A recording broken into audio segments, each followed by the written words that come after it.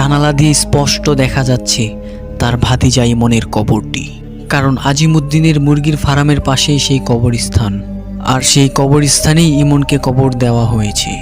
আজিমুদ্দিনের মুরগির ফার্মের পাশে কোনো বাড়িঘর নেই, চারপাশটা বন জঙ্গলে ঘেরা, আর শুধু সেই কবরস্থানটা।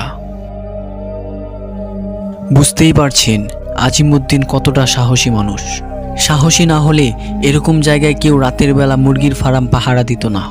যাই হোক, আজিমুদ্দিনের বারবার শুধু চোখ যাচ্ছে জানালার বাইরে থাকা তার ভাতিজার কবরের দিকে। যতবারই কবরটা দেখছে ততবারই ইমনের কথা মনে পড়ছে তার। চাচ্চু চাচ্চু, আমাকে এখান থেকে নিয়ে যাও। আমার এখানে থাকতে খুব কষ্ট হচ্ছে।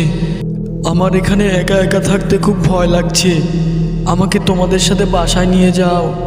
এই অন্ধকারে আমি থাকতে পারবো না।